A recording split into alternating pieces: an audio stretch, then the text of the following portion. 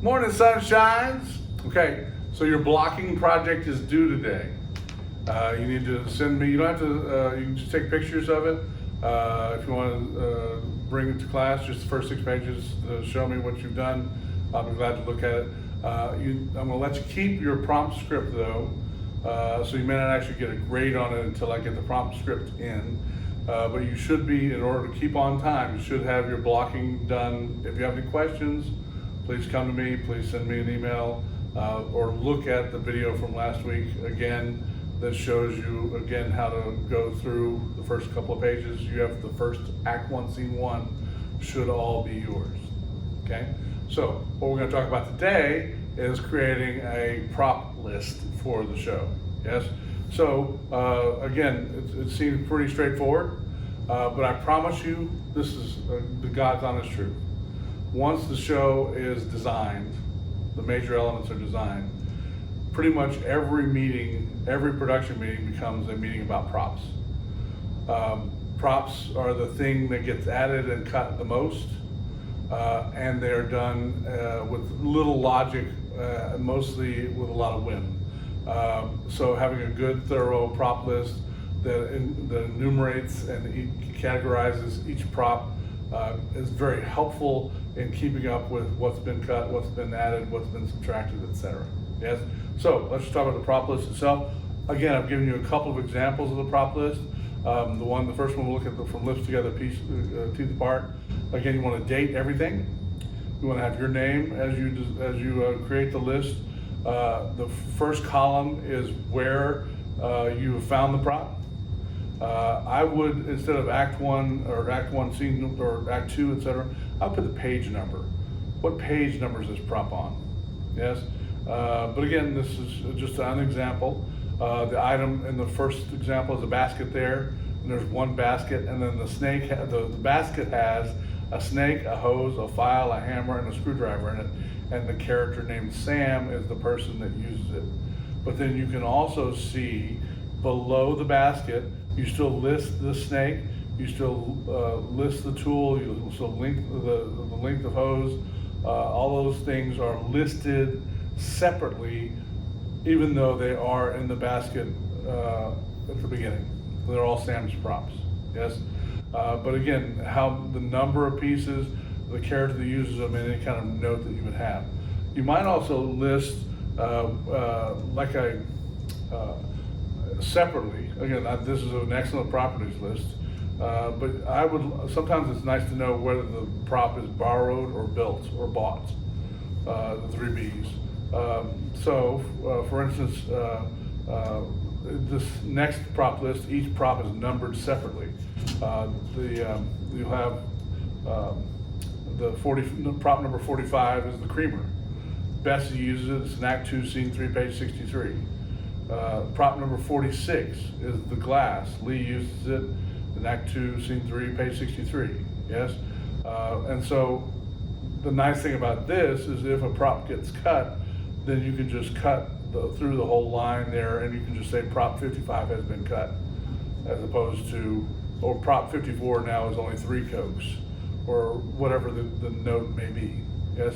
But again, it's just another way of keeping track of each of the props, yes? Eventually, you're going to create a prop list. Again, here's another example of a prop list that has whether you have a rehearsal prop or whether you have the performance prop. A lot of times what you will have, for instance, let's say you have a violin in the play. It may be that the violin is very delicate and you really only want, it's a borrowed prop, and so you want to only use it for the performance itself. And so you just take a shoebox and put a little board on it so that it resembles a violin, has the same sort of style and weight of it, and then you can use that in rehearsal so you don't have to worry about breaking the performance prop, yes? So again, those are type of things that your prop people and you can discuss, and again, having a little column for whether they're rehearsal props or whether you have them or not, or whether you have performance props. My rule of thumb, as I mentioned before, is once the actor puts the script down, you should have the props ready for them to pick up. And again, just here at I've said this before, but I'll say it again. If the actors use the item, it's a prop. If the item is just on stage, for instance, in Death Trap, there's the handcuffs they use, but there are other items that are daggers, etc., that are just set dressing. That is not on this prop list. Okay, the prop lists are only the items that the actors physically touch and use on stage, and in what scene, what page. Again, it's just nice to keep track of whether they're bought, borrowed, or built, so you can know how much trouble you're going to be in if they get broken. The other thing you're going to create is the scene shift list. Again, here's a little scene shift list from a Shane and Madel. Again, I would have had a date on this just as an example, but the preset in the bedroom, the bed is made with 2 pillows, etc., etc. Preset stage right. There are bath towels, hand towels, washcloths, and monogrammed with RW. The preset stage left, there's the baby. Hopefully it wasn't a living baby. But on the prop table, you can see there's Mordecai's eyeglasses, a letter to ARC, etc. So it's one of the things you'll develop is a list of the props and where they begin and where they move to as the course of the shifts of the show, so that you'll not only know how to set them out at the beginning of the show, and oftentimes what you'll do is take some butcher paper and cover the prop tables and then literally outline the prop so that you can see that you have placed the prop at the beginning of the show and in a different color.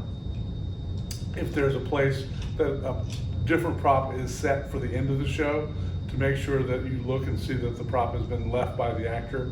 Otherwise, you can go immediately to the actor who had the prop, and a lot of times inside the prop, if you write the character's name or the actor's name, you can immediately know to go to Cody to find the watch or whatever is missing from the table, yes, etc. So again, just some nice ways, some nice hints of how to run the running order of the show. Again, before your rehearsals begin, you probably want to have created a general list, but as rehearsals, or as you begin rehearsals, block rehearsals, you're going to make a more factual list.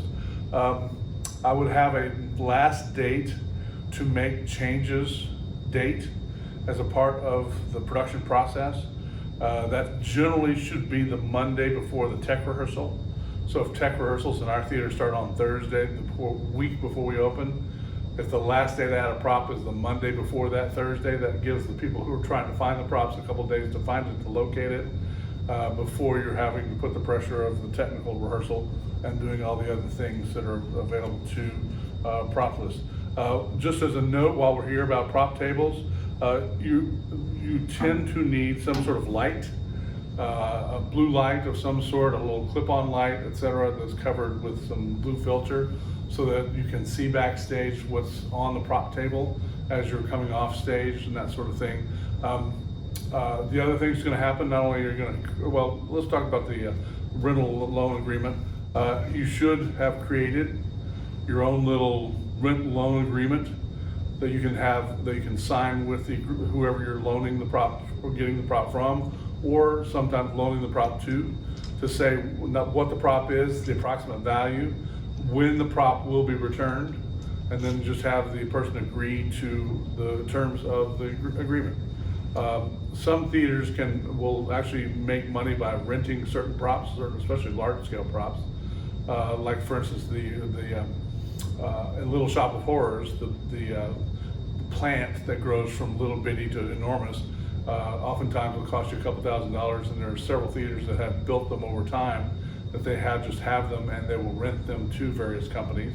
But for the most part, theaters are very willing to loan you props and create a loan. We'll loan you some props, you loan us some props, etc. But you still need to fill out the form to make sure you know what date you've agreed to bring things back and all those sort of stuff. Again, as you're developing your scene shift list, not only are props going to wind up on that, but of course furniture is going to wind up on that, wagons will wind up on that.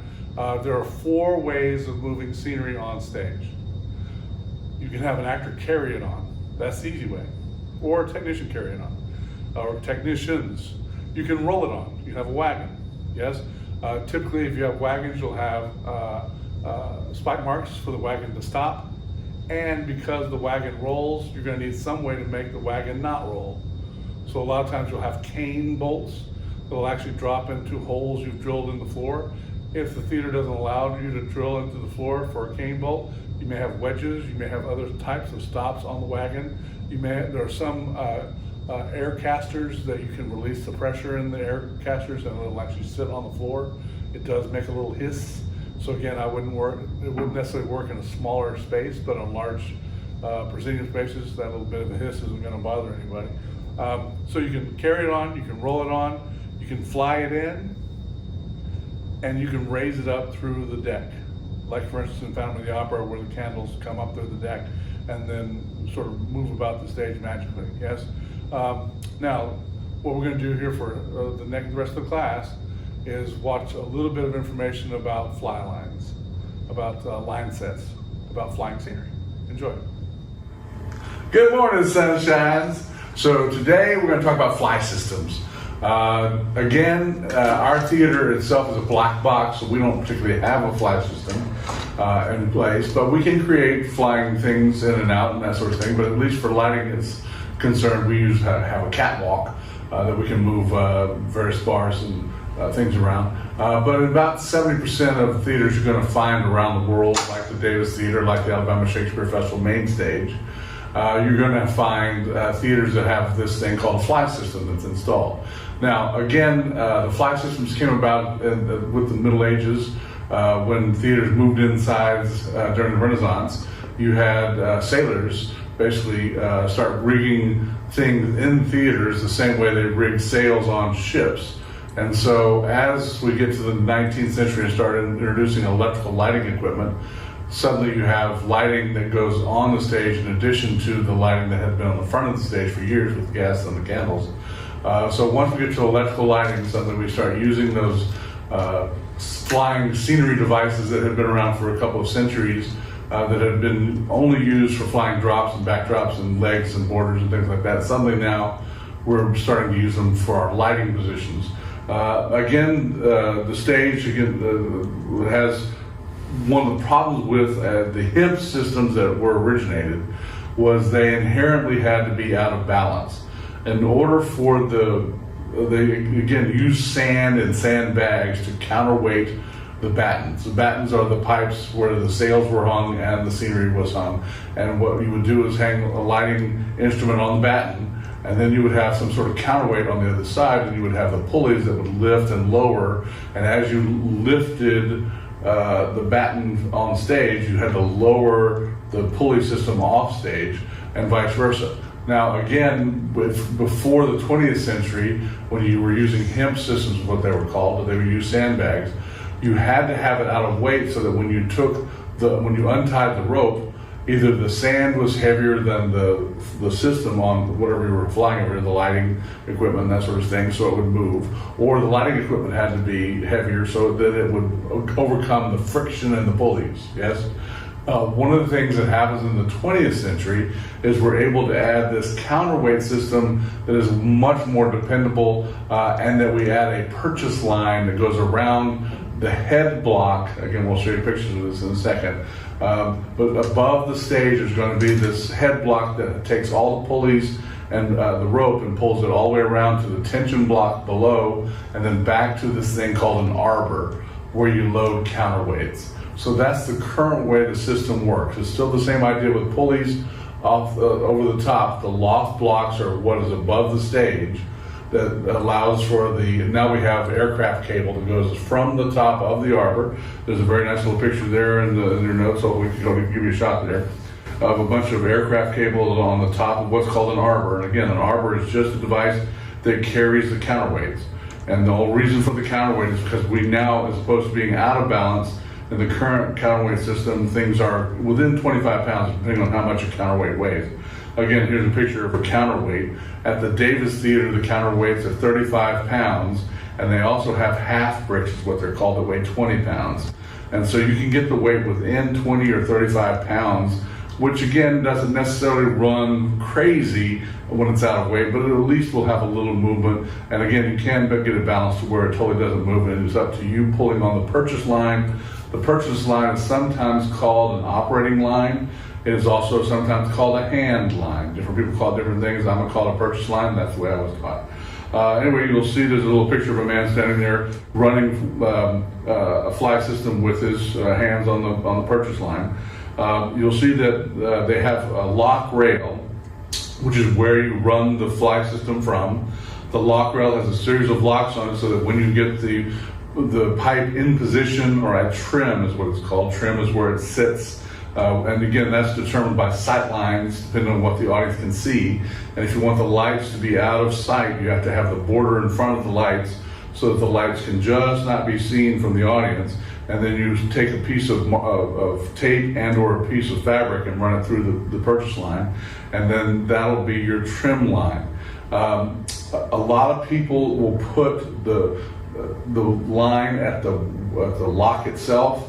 I like to put a piece of tape at the lock and also at the top of the lock, so that when you lift the lock into place, there's a piece of tape at both places. Yes, that tells me I'm in trim. Again, with pieces of scenery, you'll get to trim when you hit the ground. So a lot of times that's a lot easier trim to hit. Again, when you're just off by a hair, you want to talk about a half inch, an inch that the audience might be able to see or might not be able to see. And sometimes that is the height of a person. You know, if you're a 6-year-old, you see the lights. If you're a 40-year-old, you don't. So it depends on how high you sit in the seat as far as what your sight line is. Yes. So there's some counterweights. Again, above each of the line sets is this thing called a head block, and the head block again is a pulley system where you have all the cable from the top of the arbor that goes over the top of the head block, including the purchase line that goes around the head block. And again, in the diagram you see there, the purchase line goes around the head block, back to the arbor, and then from the bottom of the arbor through the tension block and back up to where you're running it as the person on at the lock rail. Again, that is the basic counterweight system. Again, here's some pictures from the Davis. There's one showing you what a lot of times we actually tour the Davis in this class, not this time. But you'll see what battens look like from above. You'll notice that the battens have this thing called a turnbuckle on them, so that when you are flying the batten, you can take that little piece of hardware, the turnbuckle, and you can turn it to level the batten. So it's a little bit of adjustment that can be made to each of the batten sizes, right and left and center. Usually for a 30-foot, 40-foot batten, you're going to have what are called 5 pick lines. Now, the weight that each pick line carries will vary depending on where it is in the system. It is not divided evenly. The middle pick line picks up about 1/3 of the weight of the entire line set. The outer 2 pick lines only pick up about 10% of the weight of the batten because they're so far out. The middle 2 of the 5 pick up about the other half of the weight. So you got about 30%, about 20% on 10% on either outsides, and about 1/4, 25% on the 2 pick lines in between. Yes. Again, you'll see there's a picture of what the line sets look like with the electrics hung on them on stage. You're talking about a couple of tons of weight per line set, and so you want to make sure that your line set is able to hold the amount of weight that you're putting on it. Line sets can be overweighted. Yes, and so one of the limits that they put on it is the size of the arbor. If you've only got an arbor that's about 6 foot tall, you can only put so many counterweights in it. But counterweights are also called bricks, and so a lot of times you hear people say load so many bricks. That's a counterweight. Yes, and so you want to make sure that you don't overload the system. There are ways of cheating that, but for the most part, the counterweight system, the arbor, will do the work for you. Again, here's another little diagram that shows you in a little bit more detail. You got not only do you have a lock rail at the bottom where you run the system from. Above in the ceiling, you're going to have what's called a load rail. Someone has to go up there, and when the scenery or the lighting batten is down on the ground in the stage, the arbor is way up in the air. And so let's say you're going to hang 20 lighting instruments, and each lighting instrument weighs 20 pounds. Yes, that's 400 pounds of weight. 20 times 20 is 400. I think I did the math right. Anyway, and if each of your bricks, each of your counterweights weighs 35 pounds each, that's about 12 bricks. 10 times 35 is 350. 2 times 35 is 70. That's about 420. Got about 400. Like I said, you can get within 20 pounds. If you want to use 11 and a half, that's fine too. Yes, but within a half brick, you're going to be fine.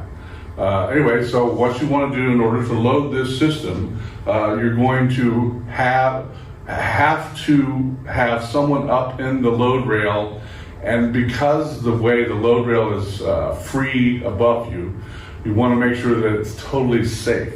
And so as you're loading the bricks from the load rail into the arbor, you need to make sure that everyone on stage is aware that what you're doing is very dangerous. Again, you're lifting 35 pounds of weight into the atmosphere and putting it onto a counterweight system.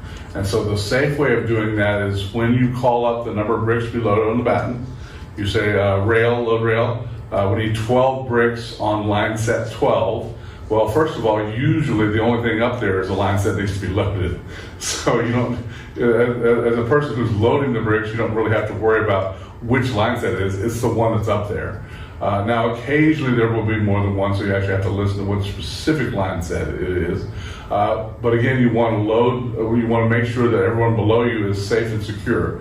So before you start loading the bricks, you yell down to clear the rail, clear the lock rail, and to clear the floor. And what that means is you need everybody on the floor, on the deck of the theater, to be at least half center line or farther away from you. When you yell down, clear the rail, clear the floor, the person who responds, the rail is clear, the floor is clear, that person's responsibility shifts from whatever they have been doing to making sure that while you're loading upstairs, that anybody who wanders into the building knows that someone is loading and that they are unsafe until they get to the half line, center line, or more. Yes. On the load rail, you often can't move to center. You often move upstage or downstage. Get as far away as you can, because once one of those bricks falls, there's not time for you to think.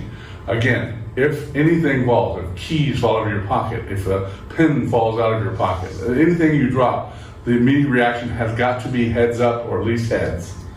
And if you're down below on the deck, if you hear anyone from anywhere yell heads, you do not look up. You cover and run as fast as you can away from the sound. Because again, the person who has just dropped the object is the person making the sound. So your response to heads up or heads is to cover and run. Again, a 35-pound brick weight can do a whole lot of damage to you at 16 feet per second squared. Yes.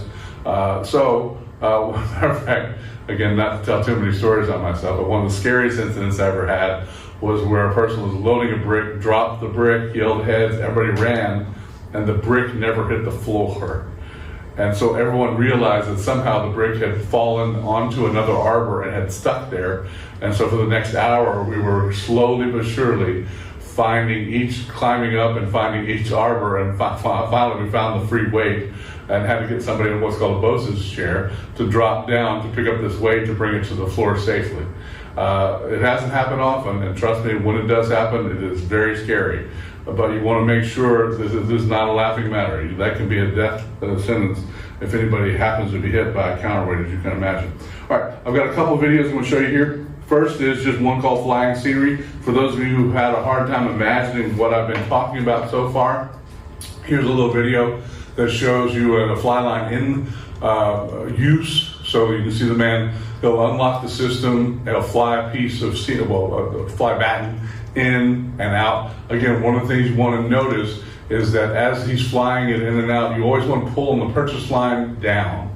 You don't ever want to lift. You can lift, but again, whatever way the purchase line goes, if you look at the diagram here, if you're trying to bring the batten in, if you pull down on the front line of the purchase line, the arbor will go up, which means the batten is coming down. So whichever way the front line of the purchase line runs, that's the direction the batten is moving. Yes. But if you're trying to get the batten to go up, you always want to pull back down on the back side of the purchase line. You can reach through very easily. All right, so here's a little video about how a flat system works. Enjoy.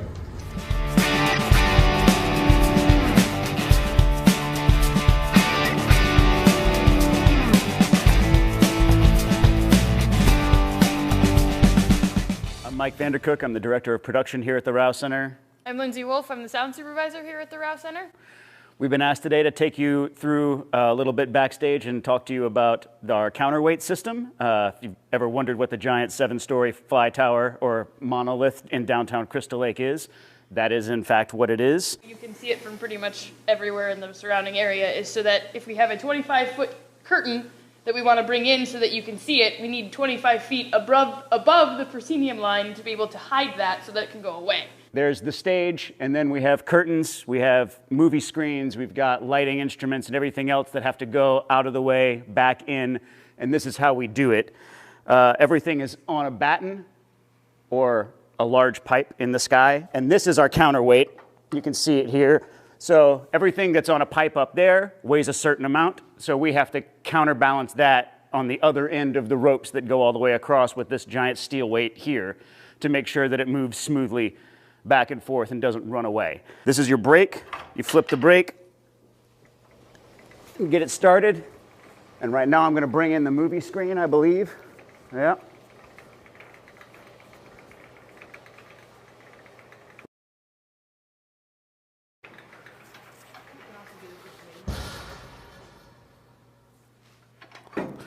And then you lock it back off again. When it's time to fly it out, unlock, you pull on the back rope instead and bring the counterweight back down.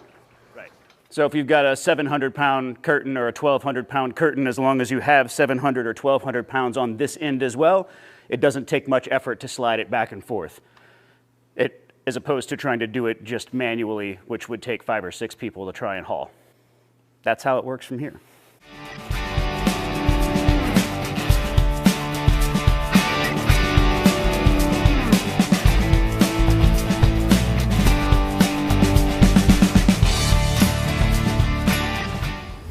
I know that was darn exciting. Now we talk about loading bricks. So here's a little video on how to load bricks.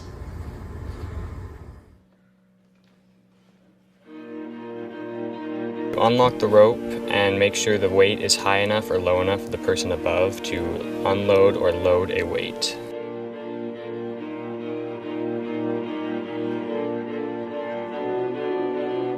Relock the rope and go over and get the strap to tighten while the person above reloads or unloads weight.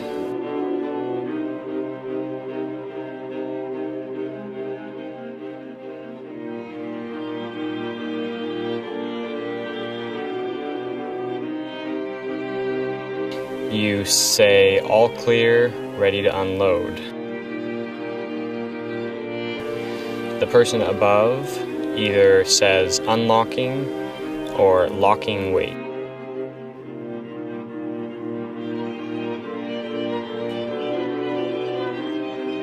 When taking off the weight, be sure to do the furthest away from you first, lift up, and then you pull towards, and then lift off altogether. If you have more than one weight, redo that step.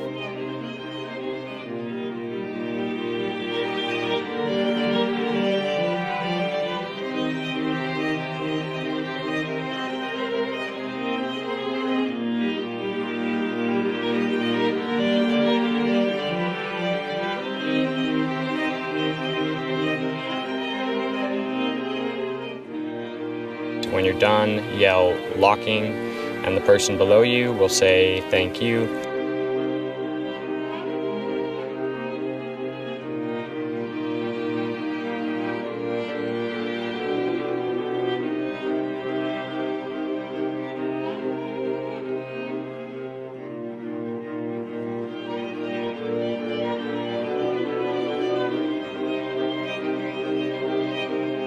The person below you will then relock the weight and undo the strap on the rope. Unlock the rope one more time and make sure that the weight is weighted properly.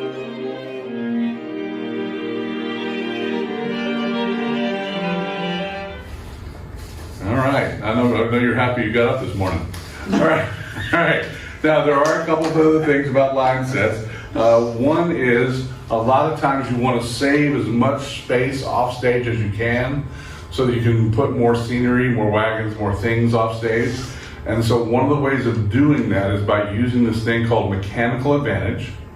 And what that does is if you add another turn to the rope, and I'll show you what that means in a second. If you add just one more turn to the pulley on the bottom of the arbor, you can double the capacity of the arbor and the batten. Now, this is called a double purchase system. And if you look very closely at the diagram I've got here, at the bottom of the arbor, the hand line goes down to the tension block, goes up to a pulley that has been added to the bottom of the arbor. So there's a little pulley at the bottom of the arbor, and then it goes over that pulley and back down to the ground and tags into the ground.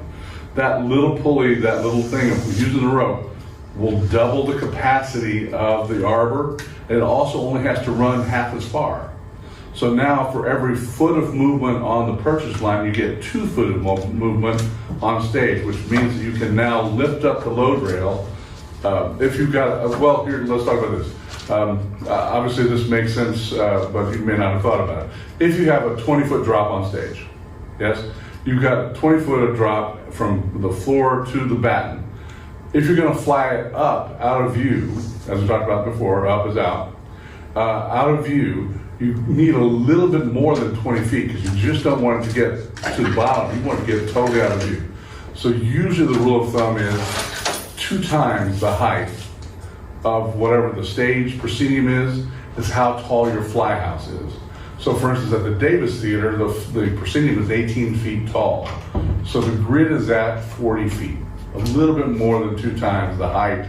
Again, now you can then stand above the grid, which is where you've hung your head blocks, your loft blocks. And so the ceiling is a good 50 feet above, yes? So that's why fly houses are often stick out on the top, because you need so much more room above the stage in order to have that fly system work.